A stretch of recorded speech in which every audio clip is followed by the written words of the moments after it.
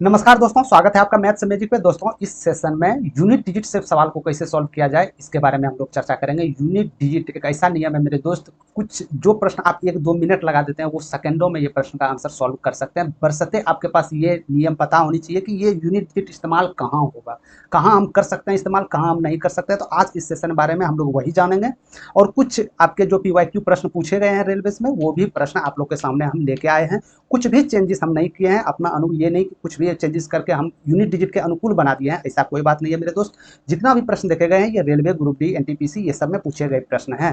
तो आज हम लोग विषय में बात करने वाले हैं इसी सबके विषय में कि यूनिट डिजिट से प्रश्न को सॉल्व कैसे किया जाए, हम लोग कहाँ इसका इस्तेमाल कर सकते हैं। क्या आप पहले इस्तेमाल करना जानते थे या नहीं जानते थे, आज दिन के बाद इसको इस्तेमाल कैसे करना है हम लोग इसके बारे में जान लेते हैं। ठीक है, तो आप लोग सेशन से जुड़ गए, सेशन से जुड़ गए हैं तो लाइक शेयर आप लोग जरूर कर दीजिएगा। एक एग्जाम्पल ले लेते हैं, ये प्रश्न नहीं है, एक एग्जाम्पल के तौर पे आपको ये ले लिए गए हैं कि इस प्रश्न को सॉल्व करना है और हम एक तरफ से यूनिट डिजिट से सॉल्व करेंगे। किसका सबसे पहले होगा ये इस बात का चर्चा होगा। ठीक है, यूनिट डिजिट यानी इसका हिंदी मेरे दोस्त क्या होता है, इकाई अंक। यानी बात सिर्फ यही है कि इकाई अंक से खेला होने वाला है। ठीक है, यानी इकाई अंक से ही खेला होने वाला है। इसका सबसे नंबर 1 शर्त, नियम और शर्तें जान लेना जरूरी होता है मेरे दोस्त। देखिए, कोई भी टॉपिक का एक बेनिफिट होता है और एक उसका नुकसान होता है। यदि दोनों जानकारी आपके पास है तो कोई भी सवाल में आप लोग दिक्कत ना कीजिएगा। इकाई अंक आप इस्तेमाल वहां करते हैं जहां की चारों ऑप्शन, यानी चारों ऑप्शन जो दिया गया मेरे दोस्त वो उसका इकाई डिजिट भिन्न हो, जैसे 4, 3, 8, 5, या तो दो ऑप्शन का इकाई डिजिट भिन्न हो, यानी कि दो जो ऑप्शन आपका दिया गया उसका इकाई अंक अलग अलग हो, जैसे 4, 8 या 3 या 3। आप देख सकते हैं यहाँ पे इतना नियम हो जाएगा, यानी कि ऑप्शंस का इकाई डिजिट अलग अलग रहनी चाहिए, या दो भी है, दो ऑप्शन में सेम भी है तब पर भी हम इस्तेमाल करेंगे। कम से कम 50% तो श्योरिटी हो जाएगा कि वो आपका उत्तर नहीं होगा। ठीक है, तो चलते हैं हम सॉल्व करते हैं। यहाँ ये सिर्फ 2 नियम आपको जानकारी, ज़्यादा नियम नहीं याद रखना, सिर्फ ये याद रखना कि जिसको आप यूनिट डिजिट से सॉल्व कर रहे हो उसके ऑप्शंस का इकाई डिजिट सब बराबर नहीं होनी चाहिए। ठीक है, यूनिट डिजिट का ये पहला नियम है मेरे दोस्त। तो जैसे मान के चलिए हम ये एग्जांपल पकड़े, आपको इनको योग करने बोले और बताएं आपको कि 1 मिनट के अंदर हमको समय चाहिए, क्या आप कर पाइएगा? पॉसिबल नहीं है मेरे दोस्त। ठीक है, तो इन सब सवालों को चुटकियों में करने के लिए आप यूनिट डिजिट इस्तेमाल कर सकते हैं। ठीक है, कैसे? यूनिट डिजिट मतलब इकाई अंक, यानी हमको कोई भी संख्या सेकंड डिजिट से लेना ही देना नहीं है, बाद में दुहाई और सकराज, हमको सिर्फ यूनिट डिजिट से लेना है। यानी 6, 5, 11, 8, 19, 6, 25, यानी यूनिट डिजिट क्या आ रहा है? 5 है। जो आएंगे मेरे दोस्त इस सेकंड वाली संख्या में जुटेंगे, यानी इकाई डिजिट पे 5 आ रहा है। तो उत्तर आपके योग करने के बाद वही होगा जो इकाई डिजिट पे 5 आ रहा हो। तो एक ही ऑप्शन में है 5, तो यहाँ से राइट आंसर हो जाएगा। समझ गए बात? ठीक है, ये एग्जाम्पल के तौर पे बताएं, प्रश्न भी करेंगे, आप लोग सब्र रखिए।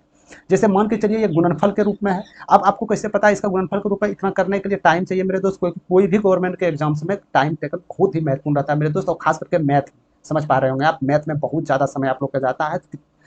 कम से कम समय कैसे जाए, तो ये सब मेथड अपना के कम से कम जा सकता है आपको। जैसे ये गुना के रूप में हमको सेकंड वाले से कोई ना, हमको सिर्फ इकाई डिजिट से, यूनिट डिजिट, नाम भी यूनिट डिजिट पड़ा है, इकाई अंक, इकाई अंक से लेना देना है।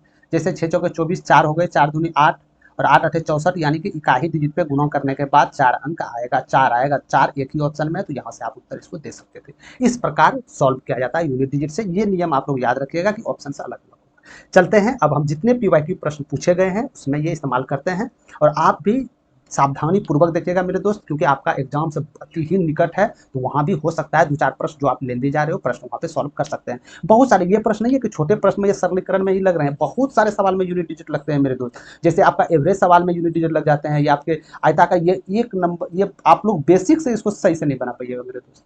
बेसिक से इसमें आपको 1 घंटा लग जाएगा, यूनिट डिजिट से कमाल का बन जाएगा। तो आप लोग सेशन से बढ़ जाइएगा। चलते हैं हम लोग स्टार्टिंग सीरीज से शुरू करते हैं।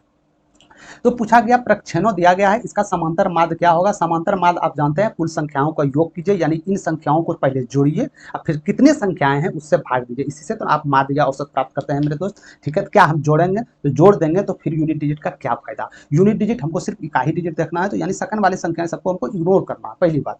और सबसे पहली बात, सवाल जब आए यूनिट डिजिट से होगा या नहीं होगा, तो ऑप्शंस में देखिएगा क्या इसका इकाई डिजिट सबका अलग अलग है, तो जी हाँ अलग अलग है, 100% इसमें यूनिट डिजिट फिट होगा। कैसे हम देख लेते हैं। 8 3 11, अब 11 को 4 में जोड़िए, या इसका सिंगल डिजिट लीजिए, इसको भी एक इग्नोर कीजिए। जहां 2 अंक की संख्या आ जाए दूसरे वालों को दोहाई अंक माइनस कीजिए, सिर्फ सिंगल डिजिट से आप मायने रखिए। यानी 8 8 3 11, एक आगे सिंगल डिजिट पे, 4 1 5 8 5 13, तो यानी एक को हम इग्नोर करते हैं, 3 8 3 11, 1 6 1 7 7 3 10, यहाँ तक 0 आ गए, फिर 9 2 11, यानी भी इन संख्याओं को योग करने के बाद सिंगल डिजिट पे 1 आ रहा है। इतना बात आप समझ गए। अब टोटल संख्याओं को योग करना, टोटल कितनी संख्याएं हैं, 1 2 3 4 5 6 7 8 9, यानी टोटल 9 संख्याएं, तो 9 से भाग दीजिएगा तो ये इसका माध्य निकल चले आएगा। यहाँ तक समझ गए आप, ये टोटल आपका माध्य निकल के चले आएगा। अब आपसे हम ये पूछ रहे हैं, कोई भी संख्याएं को आप भाग दे रहे हैं, जिन संख्याओं को भाग दे रहे हैं उसके इकाई डिजिट पर एक, और जिससे आप भाग दे रहे हैं वो संख्याएं 9 है, तो पूरी तरह कब कट जाएगा, दशमलव में तो आ नहीं सकता, ऑप्शन में दशमलव में नहीं है, यानी पूरी तरह कटना चाहिए। तो पूरी तरह कटने के लिए इकाई डिजिट पे क्या आ जाए, अरे भाई 9 ही तो आएगा ना इकाई डिजिट पे, क्योंकि 9 नमा 81 हम जानते हैं, यानी कि कुछ भी उत्तर आएगा इसका जो माध्य होगा मेरे दोस्त इकाई डिजिट पे 9 होगा। तो 9 इकाई डिजिट पे एक ही ऑप्शन में, ऑप्शन नंबर 2 ही जाएगा, समझे। ऐसे यूनिट डिजिट से प्रश्न को सॉल्व किया जाता है। चलते हैं और कुछ प्रश्न देख लेते हैं।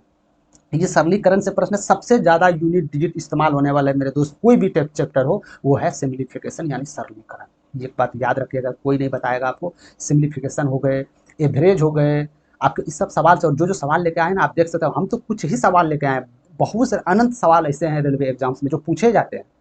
ग्रुप डी का एग्जाम्स में जो एक शिफ्ट में हुए थे उसमें 4-4 5-5 प्रश्न ऐसा था जो यूनिट डिजिट पे कर सकते थे आप, लेकिन वो तो इस्तेमाल किए नहीं होंगे, यानी कि 2 4 5 सवाल करने में 1 मिनट 1.5 मिनट तो गया ही होगा। यूनिट डिजिट से करते 1 मिनट में चारों सवाल हो सकता था। बस सिर्फ ये नियम जानना और मैथ्स मैजिक, यही नियम आप लोग को बताएगा क्या करना है, कौन प्रश्न किस तरीका से आपको हैंडल करना है।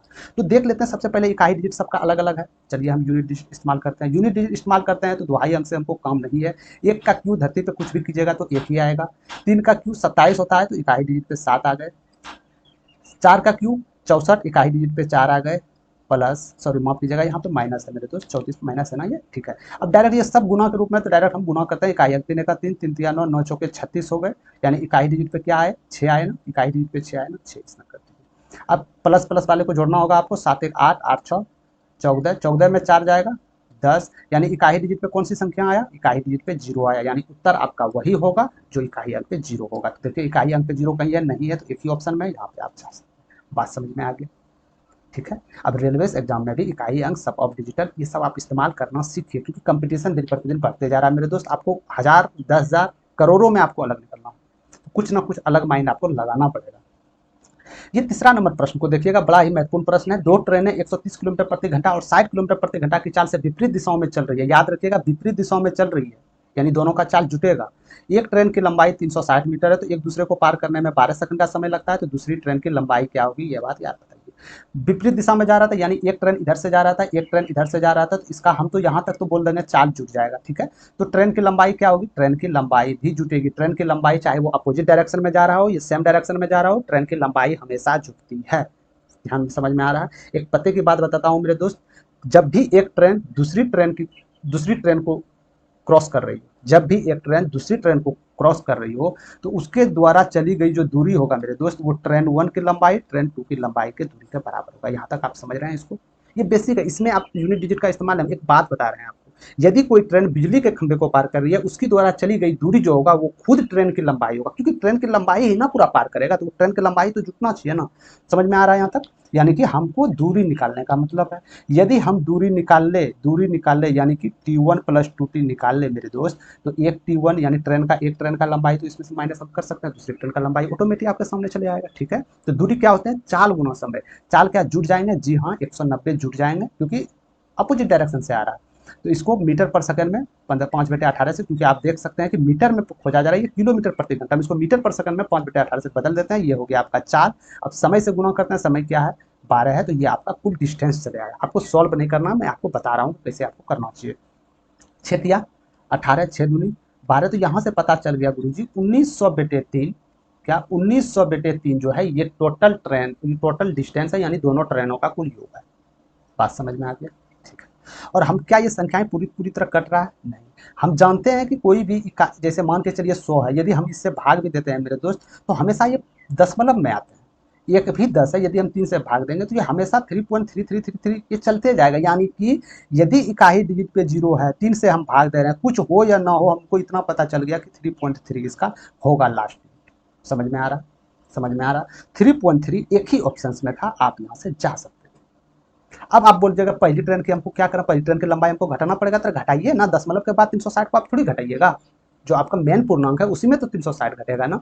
ऐसा बात तो नहीं है 0.3 वाला जाके 360 में आप घटाइएगा, नहीं ना, इसी में घटा सकते हैं और ऐसा ही आंसर आप लोग ला सकते हैं। इसमें थोड़ा सा माइंडली चाहिए मेरे दोस्त, प्रैक्टिस करते करते आप हो जाएगा। ये नहीं कि आप आज सेशन देखें और डायरेक्ट एग्जाम्पल में चले गए वहाँ जाके इस्तेमाल करना शुरू कर दिए, ऐसा नहीं होता। ठीक है, आपको इसमें प्रैक्टिस करना पड़ेगा, सोचना पड़ेगा, थिंकिंग करना पड़ेगा। ये एवरेज का प्रश्न है।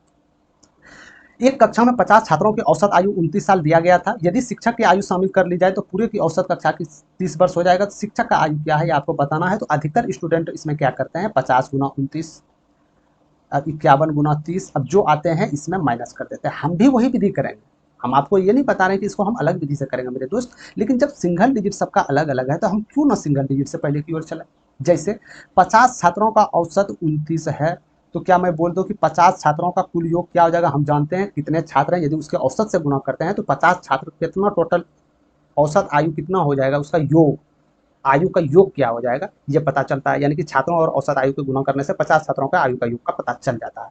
तो यहाँ से पता करने का मतलब है मेरे दोस्त, सिंगल डिजिट से खेला करेंगे तो 9 यानी कुछ भी संख्या आएगा लास्ट में 0 आएगा, इतना बात आप मानते हैं। ठीक है, एक कक्षा में टीचर घुस गए, टीचर यानी 50 पहले स्टूडेंट थे, एक आ गए यानी 51, अब कक्षा की कितनी हो गई औसत, 30 आ गया, यानी इसके भी इकाई डिजिट क्या है, 0 है। आप इसी में तो माइनस करते हैं तभी तो एक का वैल्यू आएगा, टीचर का वैल्यू आएगा, तो कुछ भी माइनस करेंगे इकाई डिजिट पे 0 ही आएगा। तो यहाँ से सॉरी माफ कीजिएगा, ये नहीं होगा, इकाई डिजिट पे 0 है, तो यहाँ से आप जा सकते हैं।